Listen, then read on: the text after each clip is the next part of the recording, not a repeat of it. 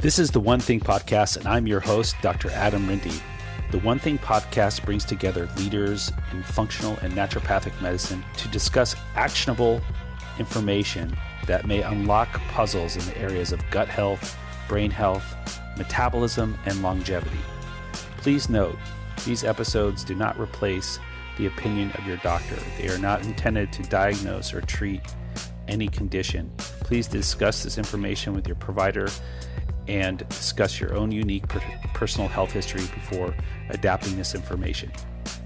Please subscribe to our episodes so that you can stay on top of the most current information in these areas of medicine. As you may be aware, the focus of brain health has become more important in the field of medicine. Not only are we seeing an uptick in disorders such as autism spectrum disorders and ADHD, we are also experiencing a population that is living longer. Due to modern medicine, lifespan is increasing. However, that might be coupled with declining cognitive function and increased stroke risk as we get older. Understanding neuroinflammation, which is the underpinning of what drives brain disorders, is important if we are going to be able to solve brain dysfunctions. In today's episode, I welcome on a legend in the functional medicine and regenerative medicine space, Jim LaValle. He has a decorated background in this profession. His unique training in the field of pharmacy, botany, nutrition, and naturopathy, and over 40 years of clinical and teaching experience has led him to have a firm grasp of how to help people deal with chronic inflammatory conditions. I think you'll quickly notice that Jim is beyond exceptional at what he does. He is the author of over 20 books. You can find more about him on his website, jimlavalle.com. That's JIMLAVALLE.com. In this episode, we go into the topic of metflammation, specifically neuroinflammation. This is what happens when the brain is upregulated, and as they say, the brain is on fire. This takes place in conditions such as ADHD, Alzheimer's disease, autism, anxiety, and many other disorders. Please accept my apologies for the quality of this recording, as I recently moved and am getting adjusted to my new space and recording atmosphere. I also want to announce that next Wednesday, July 7th, 2021 at 12 p.m. Pacific Standard Time, I will be recording an after-hour show discussion on the new Green Room app on Spotify. You can download the Green Room app on your mobile device. Find me at that time at the user handle at Adam50, so that's Adam and the number 50. We'll discuss neuroinflammation in this episode. All are invited. So without further ado, I welcome you to our conversation. We'll join the episode in session.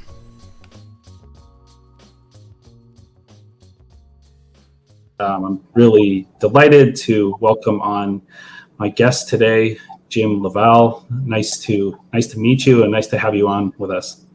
It's great to be on. Looking forward to this. We've worked hard at getting this together. We have. I think I really appreciate your flexibility. I know you're extremely busy, and thank you for working with me to make this happen.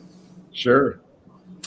So I think just to kind of set up our conversation today, we are going to speak about a topic that is top of mind, in a lot of circles right now, which is neuroinflammation. It just is a topic that affects so many people, and so it's going to be a very interesting topic to learn from you and your unique background. I always like to speak with people who have a different background than me because it just brings so much more richness to the conversation. Great. Yeah, it's a great topic. Why don't we sort of get to know you a little bit? I'd love to hear the moment that you sort of entered into regenerative medicine and functional medicine. How did that come about? Wow. Well, that was 1983, actually. So I have been doing this work now since really full time since about 1985. I was bodybuilding. I was going through pharmacy school, pushing myself hard, won this national qualifier, and I felt like crap. I felt terrible. And I was graduated out of school, and I went to a chiropractic doc who was doing a lot of nutritional work because my cousins actually were importing dietary supplements and homeopathic medicines from Germany via the Soroil group and the Reckwig group. And so I talked to them, and they referred me over to this guy. And I'm like this really smart kind of young pharmacist, just graduated, and the pharmacy school I went to was actually founded by Lloyd Brothers. So we had a rich history. I took botanical medicine. So I took botany courses. I took compounding, took organic medicinal chemistry. So I was kind of into it anyway. But I went to this doc, he put me on a program, and it changed my life. I mean, I felt incredible. I mean, I woke up, and literally I lasted behind the pharmacy counter about, I don't know, maybe a year. And I just made the decision that I wanted to do this work of really helping people to figure out what they needed to take to maintain their best health possible. And that set me on that path. And, 22 books, 4 databases, 16 ebooks later, and probably had the largest clinic in the country doing this work back in Cincinnati. I'm still passionate about it because I think we still have so much to learn about how we can help people to really unravel the complexity of the troubles they get into with their health. So it was really a personal journey. I mean, I wasn't feeling well and reached out to feel better, just like all of us do. Mm-hmm. Okay. And then on your, sort of journey with that, did you come across any teachers that really you resonated with, or any books, or Sure. sort of a moment where you kind of connected with someone who, that really resonated with? I had 2 mentors who have passed since. One was Dr. David Poland, who was that chiropractor who I ended up working with. And we would process 600 people a week doing personalized plans in his practice. So I cut my teeth in one of the biggest practices in the country. And then my biggest influence was probably Dr. Alexander Wood, who was the founder of the Ontario College of Naturopathic Medicine. And so I would go up to Canada, up into the greater Toronto area, Richmond Hill, actually.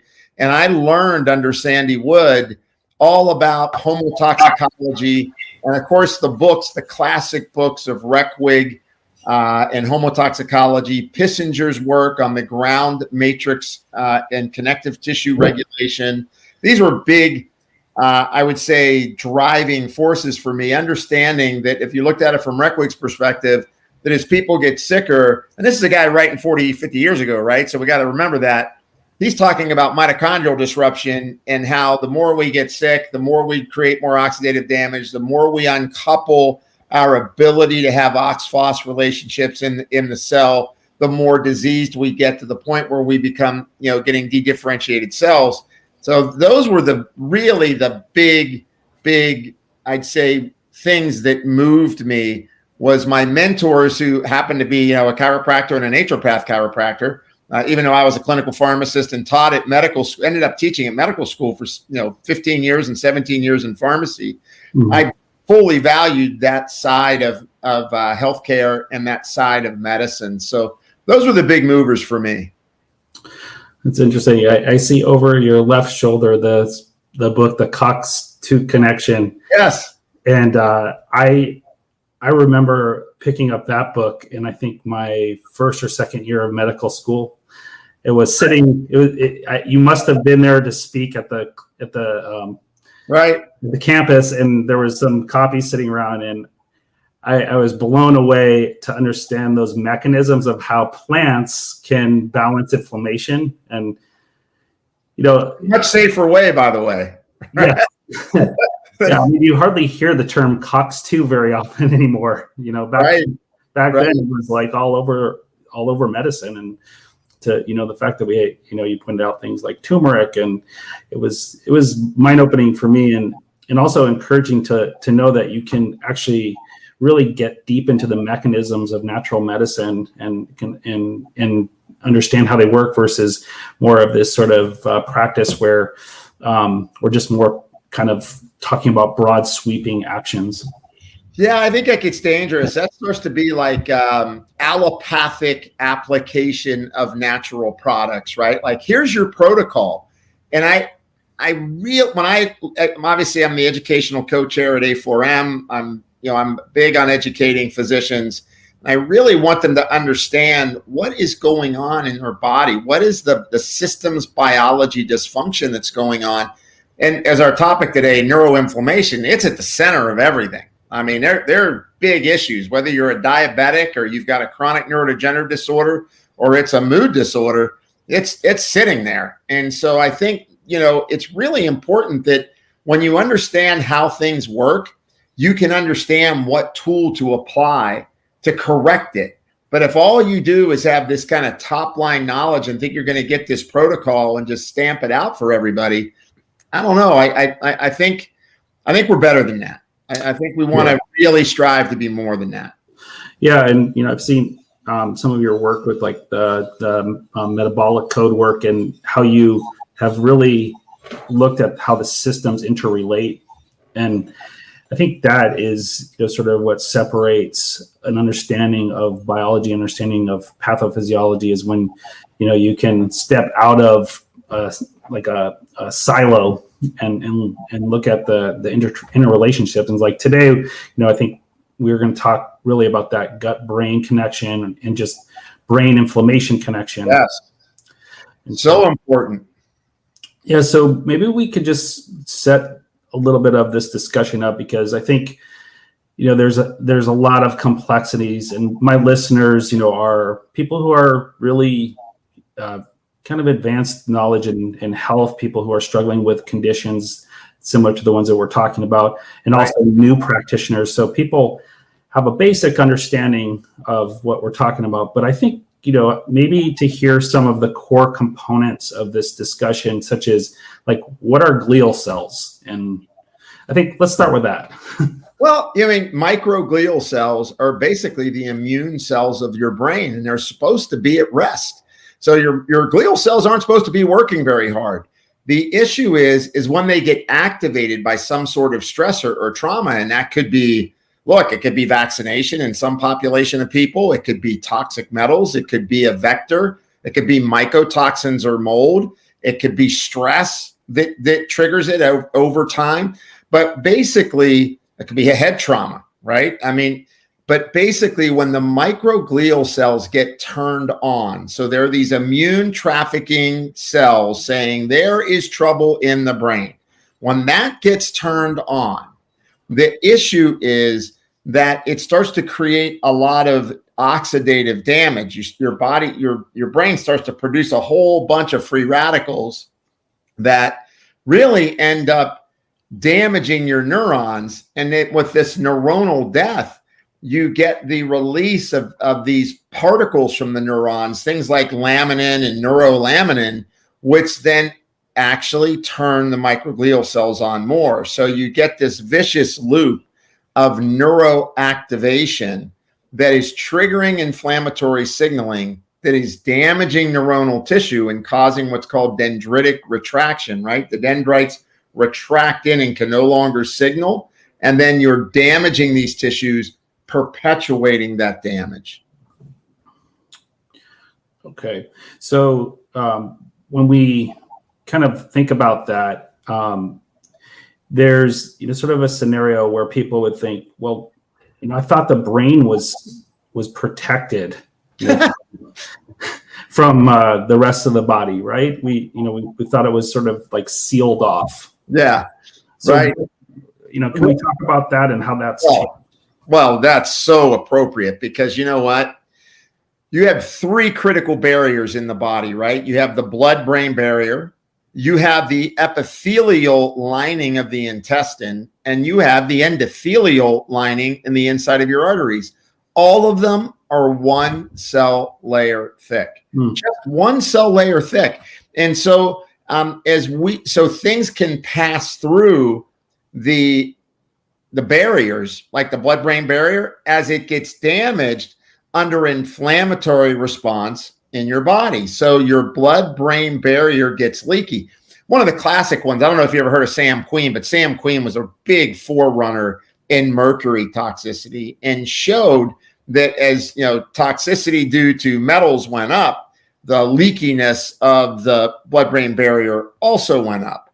And so you would measure that through looking at beta-2 microglobulin, right? So if beta-2 microglobulin, it goes above 2, now you know that there's some porousness to that blood-brain barrier. And so the big one that I try to get people to understand today is the concept of lipopolysaccharide being one of the big insults to the brain because it crosses the blood-brain barrier. The problem with lipopolysaccharide is it can be absorbed through the cell and can trigger inflammatory activity that will turn your glial cells on. And you also have receptors for lipopolysaccharide on those blood-brain barrier cells. So it can hit the receptor and start to turn on that inflammatory response. And why is lipopolysaccharide so important? Because it comes from the gut. And this isn't even talking about the whole enteric nervous system and the gut-brain connection, with the nervous system. This is just the straight effect of circulating endotoxin.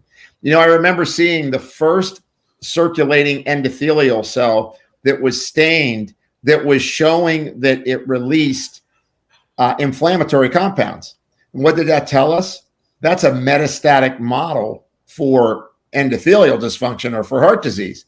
Same thing with your other barriers. When you're releasing these kind of compounds and they're traveling distally, they can attach and then they start to trigger their havoc. So the blood-brain barrier gets compromised. Yeah. So that's really interesting because, we think about the origins of LPS and, it's from the cell walls of bacteria, right? Right. So the original research on brain inflammation was actually infectious, right? That's right. Exactly. Yeah. But I mean, now we think of LPS and really the issue with LPS is, as your gut is getting compromised, meaning you could have reduced blood flow to your gut. Maybe you're diabetic and because your blood pressure's up, you're not getting enough blood flow to your gut. That can kill the bad bug. That can kill the bugs. So bacteria can die off. And your liver and lymph are normally supposed to filter lipopolysaccharide. Mm-hmm. But what they've discovered is that it's interesting, right? The higher the lipopolysaccharide in circulating, for example, the more the symptoms of metabolic syndrome occur. Wow. So you become pre-diabetic, you become pre-hypertensive, you become obese. You have all the complications of diabetes. And that's the American Diabetes Journal, right? American Diabetes Association Journal published that a decade ago. And we're still not figuring out how to help diabetics have a healthier microbiome, right?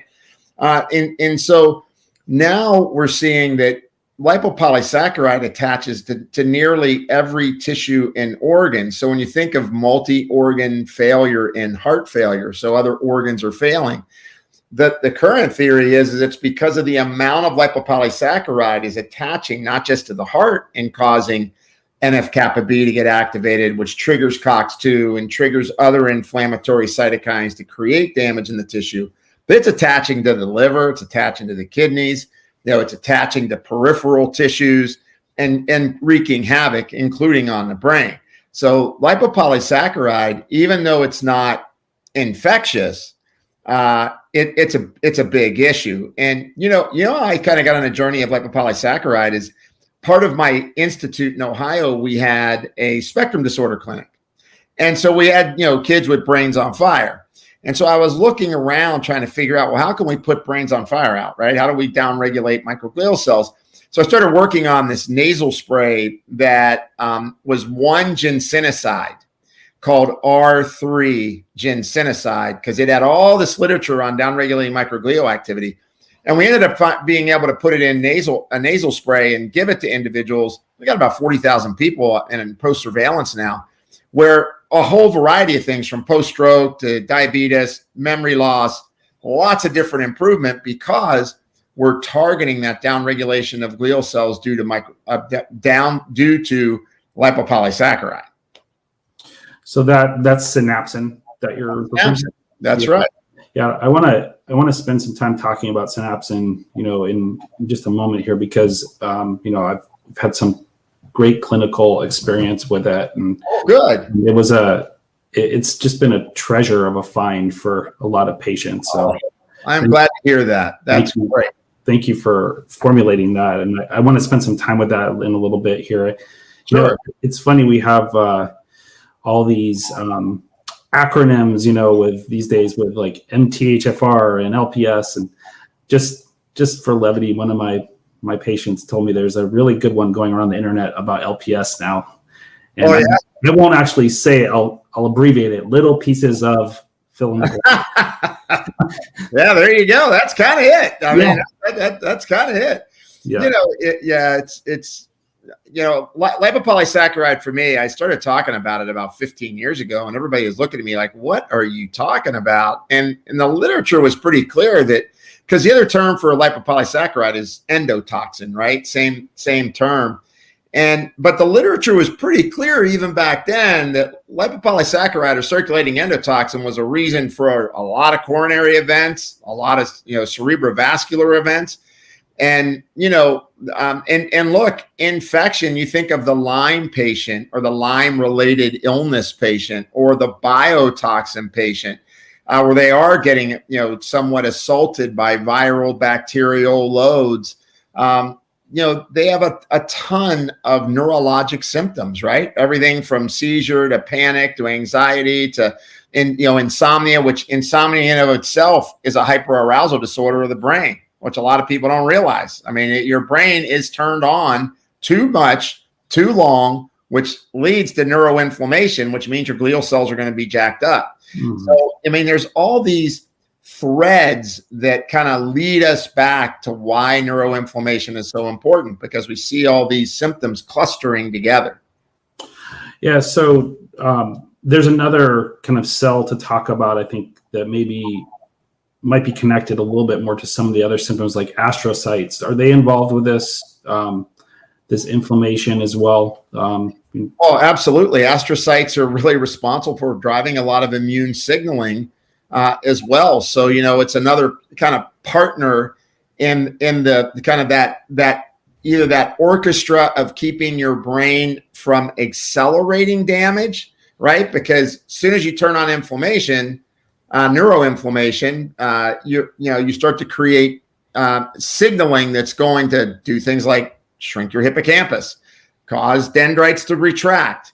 And so the astrocytes are intimately involved in signal in crosstalk with glial cells.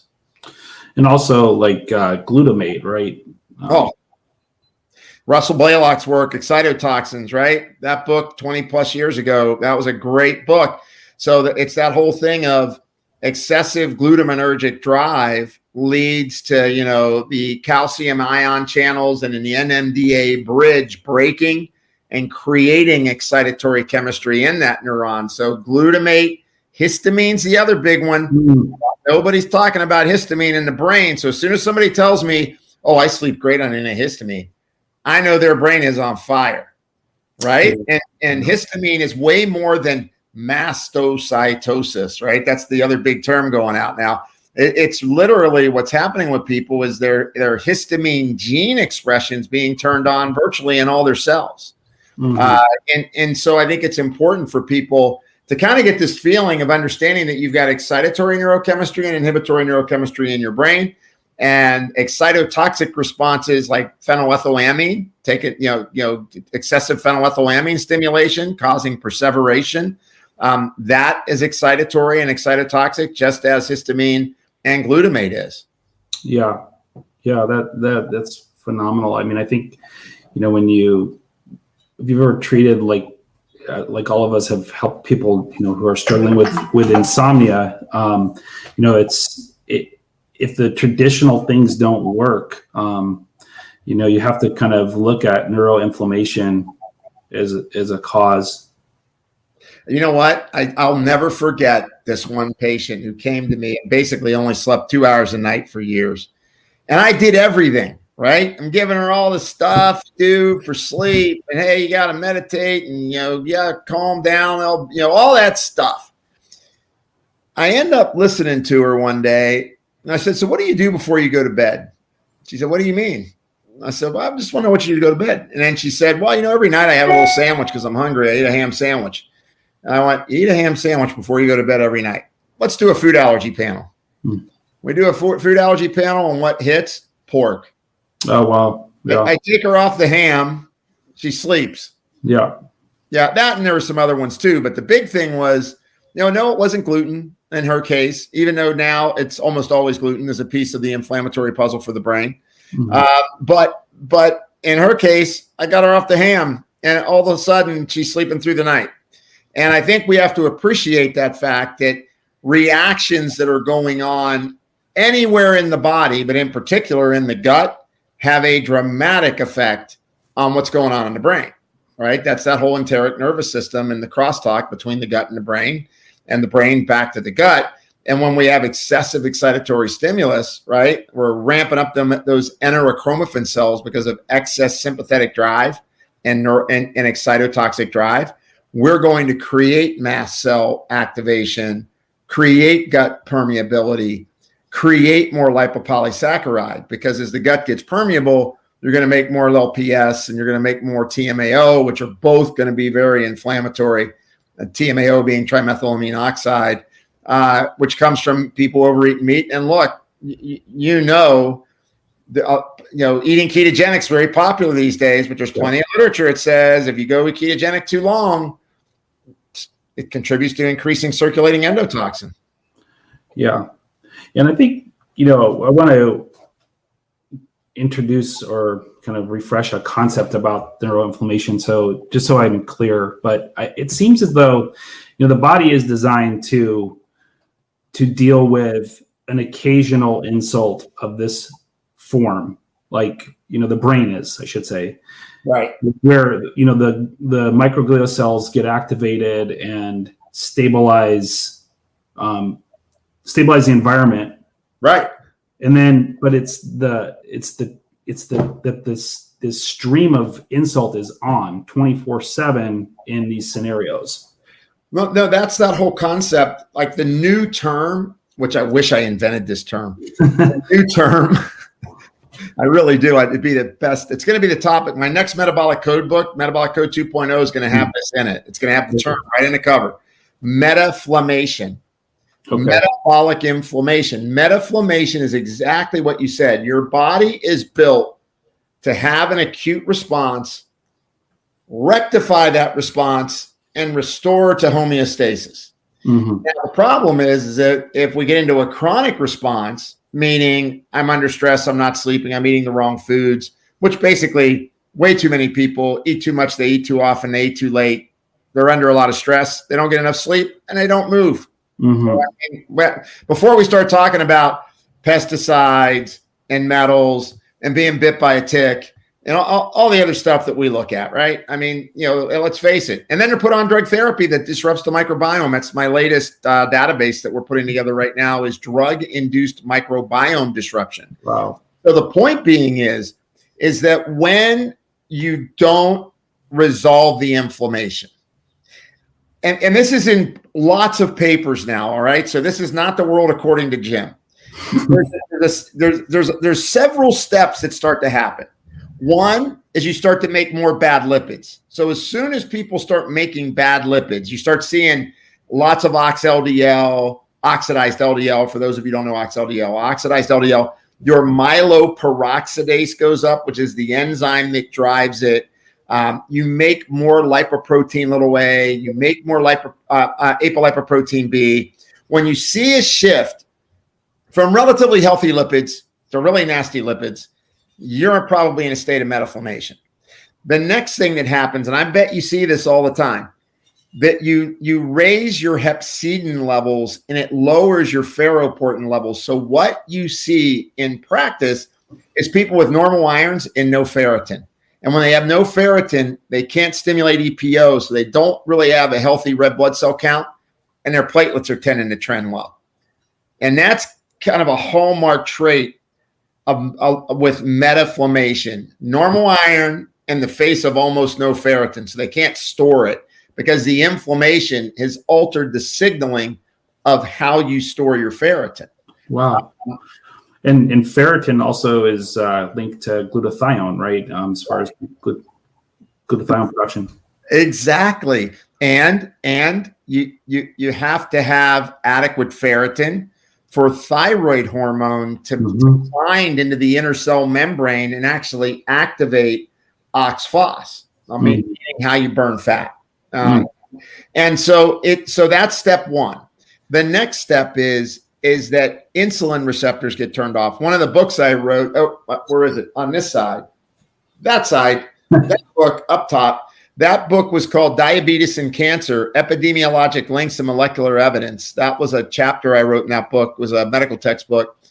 And it turns out that as people get more metabolically inflamed, their insulin receptors either retract or become sluggish. And what happens then is you get into what's called the Warburg effect, where you're passively bringing glucose in, you're creating a bunch of lactate and pyruvate, the cell gets acidotic, you only make 2 molecules of ATP, and now you're fatigued, and your muscles are achy. So that's the next step that happens in the metaflammation model. And then it starts to get really interesting. You get bone loss because of it. And we're seeing more and more men that are osteopenic, where it used to be exclusively a Asian or small blue-eyed Caucasian woman that would be, with osteoporosis. Now we're seeing it in both sexes. But more importantly, the last phases of this process of metaflammation is the loss of neuroplasticity and neuroregeneration. And then the other piece to it is mitochondriopathies, where the mitochondria become ragged and we lose our NAD to NADH ratio that keeps our cells making energy. And of course, when your NAD to NADH ratio goes down, and say you get hit with a virus, just like what happened in the pandemic, your PPAR enzymes can't activate, and now you have cytokine storms. So with people with metaflammation, they end up with a dramatic push towards inflammatory cytokines, both in the brain and peripherally, that are uncontrolled, damaging tissues, and losing neuroplasticity and neuroregenerative capacity. That and that term is associated with the term inflammatory aging. So metaflammation, inflammaging. I don't care who you are, what you're struggling with, at the cellular level, that's what's going on. Yeah, I mean, it's interesting because as you're talking through that continuum, that process, it really does bring to light the people who, really suffered with severe COVID, and the setup and the precursor to that. And then also some of the things that we're seeing with long haulers or long COVID. Absolutely. Before we leave this kind of background aspect, I would like just to kind of, you've talked about so many drivers of the meta inflammation. One you just talked about, I want to just run it by you because there's a lot of information out there about just chronic viruses also being a driver for neuroinflammation. So we have, HHV6, CMV, I don't know if EBV. Yeah. Sure. So this is also impacting neuroinflammation, correct? Absolutely. So once again, like when I think of neuroinflammation, I think it can be a vector. So a vector could be a virus. It could be a protozoa, because protozoas can actually even do it. It could be bacteria. It could be a fragment, right? It could be fungus, right? You can think of people with candida. They have a lot of neuroinflammation. And the reason they have a lot of neuroinflammation is they make a lot of acetaldehyde, which ends up triggering phenolic compounds in their brain versus making neurochemicals, which triggers a lot of quinolinic acid, beta-carboline, salsolinol. All these different chemicals start getting made in your brain when you have candida. And that's why you're foggy and you're histaminic and you're dermatographic and you end up with food allergies, as part of that milieu. So it can be vectors, it could be toxins, it can be heavy metals. So I really think, now the one thing I'll say is sometimes when people have, say, for example, chronic inflammatory response syndrome, CIRS, right? So sometimes when they have CIRS, they may test on an antibody test or a whole bunch of stuff. But what it is that their whole immune system is kind of running in chaos, and we may or may not be getting truly positive, we could be getting false positive information. Mm-hmm. And so I always try to define, well, where are they at in their continuum of their immune system, so that we're not chasing down potentially a bunch of phantom bugs, whether it's viral or the Lyme-related, Ehrlichia, Babesia, Bartonella, experience. Let's make sure that we're not in an immune system that's just ultimately confused. Cool that down by getting rid of some of the inflammagens that have been produced, the metalloproteinases and such, and the inflammasomes, like NLRP3 and that kind of stuff. Like, suck that stuff out of there, and then let's see where your test lands. And so that's kind of the way I've over the last few years have looked at that. Yeah, that makes a lot of sense to me from a standpoint of the immune system being confused and sort of just reacting and firing at everything. It's and sort of trying to figure out what is the actual vector and trying to stabilize. And so that makes a lot of sense that in those scenarios that, the goal would be to just like really help the immune system be stable and balanced. Yes. It reminds me also of like, you see sometimes people do those food allergy tests or food sensitivity testing. And I'm not a huge fan of those, but, sometimes you'll see that all like 72 foods will be off the charts reactive.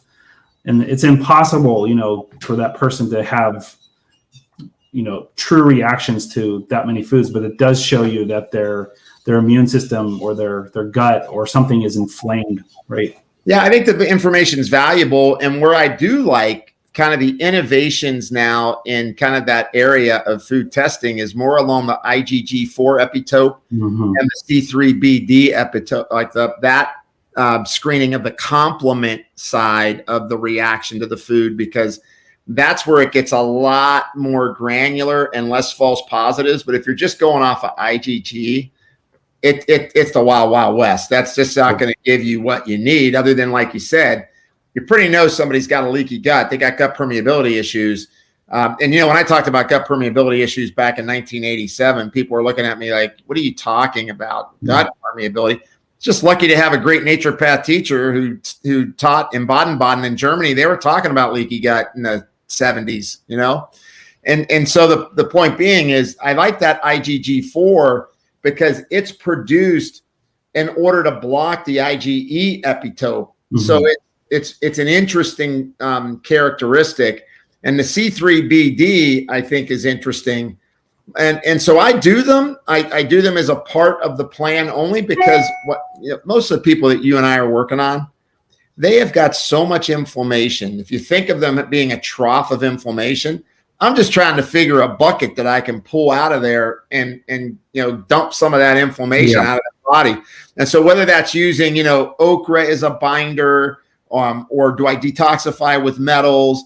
Do I take them off of foods that are really at least the big foods, right? The ones we know are a problem. Started doing that kind of low allergen, anti-inflammatory, modified low carb diet. That was a 1986 variant that we've continued to refine. And then naturally, sometimes people need to be on a higher fat diet, depending on what their situation is, if it's a cancer or epilepsy or something like that. But the point being is, we kind of got to look and figure out what can we do. I mean, the way, like you mentioned, my metabolic code platform, the whole genesis of that was to try to point people in the direction of where do you need to start to get somebody to start to feel better. Because in the end, people come to us and they need help. They've been to a bunch of people. They don't feel good. They spent a ton of money already. And for me, it's really important to get wins quick, like to gain their confidence back in the process, and mainly to give them hope. And I think if you're not looking at neuroinflammation as like at the center of what you should be trying to do, because when you calm people down, they're less panicked, right? They're not as swollen. They don't have as much lymph congestion. They sleep better. All those things I think are key. Yeah, I love that approach. I mean, I think, there's so many problems you can help stabilize, and then while you're working on the kind of core issues, and so I think it shows whenever I hear an experienced clinician talk about that, it's really validating, because people have to feel better and feel some hope to be able to work on the core issues. 100%, man. I can tell you right now, I know so many people that people always say to me, how do you don't advertise? I've never advertised for my practice, not once. Mm-hmm. And I was processing close to 400 people a week in Cincinnati. Wow. So we had big clinics, and and people say, how do you do it? And I said, it's real simple. I look for where I can get a win in the first visit. Yeah. I want to get somebody to feel better and them to feel hope. And then we're going to work on the deep hard stuff together, and they'll commit. People will commit to get better, but you got to show them you know what you're doing. Yeah, that's interesting. One of the legends in naturopathic medicine, I don't know if you remember the late Dr. Bill Mitchell. Sure. That was one of his tenets. Is exactly that. Yeah. Yeah. So, I think it'd be good to talk a little bit before we conclude about any kind of other lab testing or evaluations that can be done to sort of prove that neuroinflammation is there. I mean, I think sometimes it's like you've seen enough of it, you can call it by just the symptoms, but a lot of times people are looking for like a lab test or. Sure. Are there any markers that can be run like on basic panels? And yeah, I mean, I think if you look at something like MPV, mean platelet volume, mean platelet volume is tied to metaflammation. So as mean platelet volume goes up and you're approaching the upper limits of normal, or you go out of bounds, you can be sure that there's a metabolic inflammatory response. And look, once there's metaflammation, neuroinflammation is involved. By default, it's there. So that's one easy test that you can look at is an MPV. Mm-hmm. The other thing I really like is looking at white blood cell differentials, and nobody really pays attention to white blood cell differentials, but it's clear that when your monocytes, eosinophils, and basophils are up, I mean, when basophils go above 1, you have elevated IL-6. I mean, it's going to be there. And interleukin-6 is one of the big players in neuroinflammation, right? I mean, that when you upregulate IL-6 in the brain, it triggers Claudin-2 in your epithelial cell in your intestine, right? So as your IL-6 goes up, it signals that epithelial cell in the intestine to activate the Claudin-2 receptor, and Claudin-2 gets upregulated. And that's what breaks the tight junctions between the epithelial cells, that mesh, that tight junction glycoproteins wither and fall as IL-6 upregulates and Claudin-2 gets activated. So a real good one for that is basophils over 1. And then, of course, if your monocytes, eosinophils, and basophils really add up, the percent adds up to above. I used to try to get people to get to 7. It's nearly impossible nowadays because everybody's so darn reactive. But if I can keep them down around 9, they're in good shape. But as you approach the teens, as people have a 14, like an 11 monocyte, a 5 eosinophil, eosinophils, they used to be out of bounds at 2.5. And then so many people got reactive that they moved it up to 7. It's like everybody's got an eosinophil problem. So we'll just raise the level to make everybody normal, which is the problem with labs, right? I mean, what is the real norm? Because it floats depending how sick the whole population is. Yeah. So the point being is MEBs, I think, are really great. Now, you can order things like OxLDL. You could get a deoxyguanosine, because for me, deoxyguanosine is probably one of the most important markers to look at, because 8-OHDG tells you if you're damaging your DNA. And if you're damaging your DNA, you are sending signals from the brain down that there's inflammation going on. So that's an easy one to do. And then some simple things, I think, just looking at, you can look at IL-6, you can look at MMP9, you can look at VEGF. I mean, any of these markers can show you, and you can get them on a normal blood panel. I mean, you can order VEGF from just about anybody. And it's kind of interesting. If VEGF is really high, it's kind of colitis kind of stuff, right? And risk for colon cancer. If it's really low, that's where the immune system's really compromised, and you've got that chronic inflammatory response activity that is being driven by the brain. Melanocyte stimulating hormone, right? That helps to kind of characterize melanocortin in your brain. And so if you get an MESH down in the 20s or below, typically that means your brain's on fire. Is that a direct correlation? No, but we're still kind of, I would say, in the primitive state. I mean, one of the things I did about 15 years ago was I measured I did what was a functional MRI on people, and basically I labeled their brain with diazepam, and what I showed was their glutamate to acetylcholine activity, right? Because as glutamate goes up, acetylcholine goes down, I'm gonna have memory loss. So I took 5 men, 5 women, cross-matched, 55 to 70 years of age, none on medications, but all complaining of some short-term memory issues. And all I did for 30 days was I gave them an antioxidant vitamin, and I gave them phosphatidylcholine. Okay. That's all I did. Yeah. Guess what happened in 30 days on a rescan? The choline went up, glutamate went down, and 8 out of 10 people said they had a significant improvement in the way their brain felt and the way they were processing their memory. So there's some really cool stuff you can do that's pretty simple. So that's if you can image and do some things. But the lab tests, I'll tell you what, look around. I mean, obviously the other one, it's really simple. When you have elevated insulin, a high insulin is going to mean there's a lot of inflammation systemically in an individual. Yeah.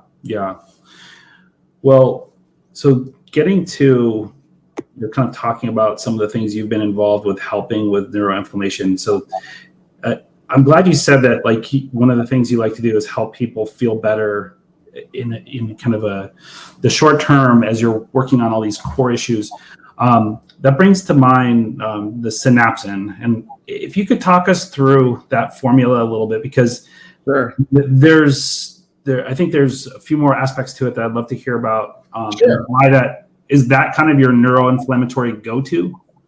Well, I mean, so, basically what happened was I was at the University of Cincinnati teaching a course called Survey in Natural Medicine. A lead professor of herbology from Beijing University was visiting, and he sent me, threw me these pills, and he said, "Hey, this is good for the brain." And it was RG3 in a little pellet. And I kind of looked at him and went, yeah, what do you know? I'm this, I'm teaching this. I'm hot stuff, right? Young guy. So, I'm, totally blew it off. Well, then I'm starting to work 5 years later in our autism and spectrum disorder side of our institute with my lead doctor, Dr. Pelletier. And I said, I got to find out how to turn off microglial cells. So I start doing primary lit review, and this RG3 keeps coming up, and I'm going, why do I remember this? I go in my closet at home, and I still got the bottle from 5 years ago, RG3 ginsenoside. Turns out it's the most rare ginsenoside, and you have to ferment it. So it's very expensive to get this raw material. It has to be pharmaceutically fermented to get 90+% pure R3 ginsenoside. And so the net of this was that it's the main ingredient, right? What it's doing is it literally has the effect of immune trafficking. It turns off the glial cell activation, but it stimulates neuroregeneration at the same time. So it stimulates BDNF now, and it turns the glial cells off at the same time. So people, and I just was on a phone call with a lady today, 67-year-old woman complaining of memory issues, lots of stress in her life.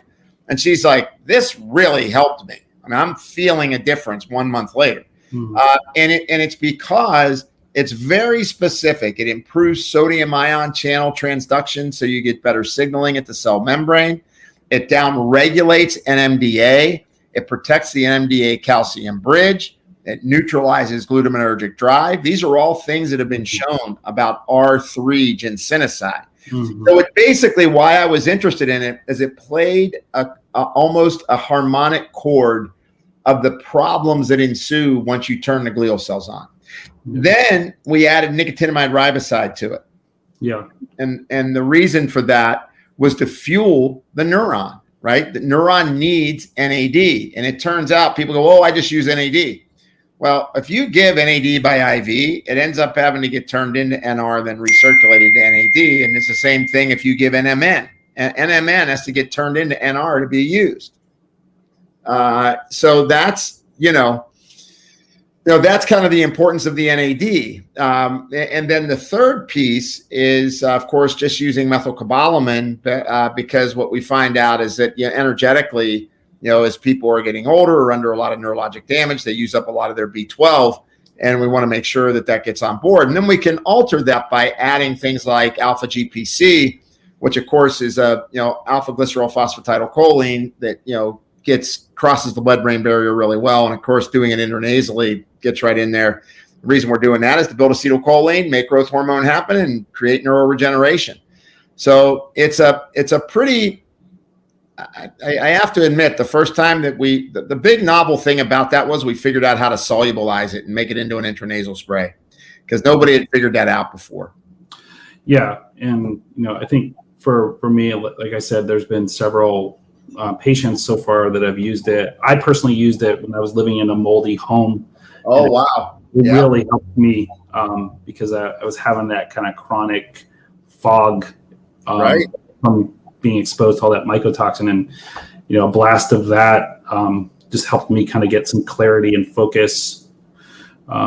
So yeah, I look forward to continue. We have, God bless the compound pharmacies. They're just doing such amazing work that are putting that together, putting formulas together. Like we use Cussler's and Clark's Pharmacy out here. They formulate the synapsin for us. Right.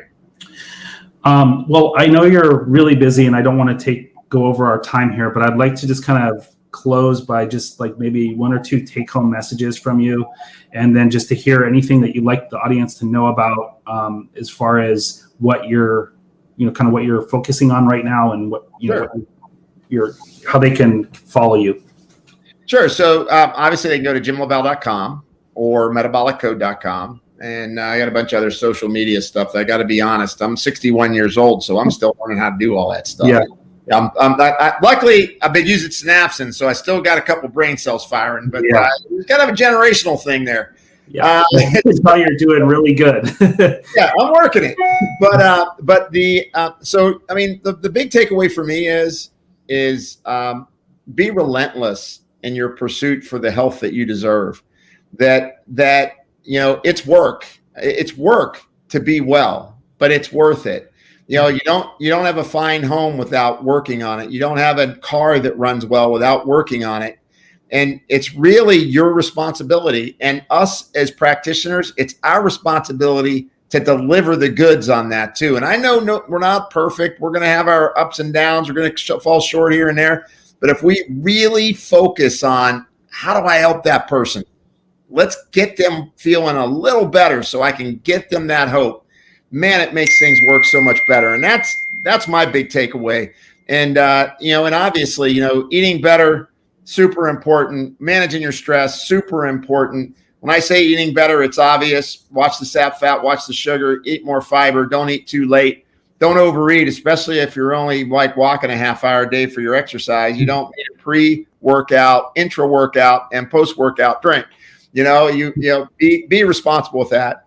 And then the big thing I'm working on now is just kind of the launch of this whole metabolic code platform, because what we're doing is we're taking in the information of how a person feels, what their labs are, how they exercise, what drugs they're on, and so that we can actually see and cluster people into what's really working for this type of person. So almost creating like a digital twin for them that is allowing us to really help practitioners understand what's your best shot at getting somebody to get well.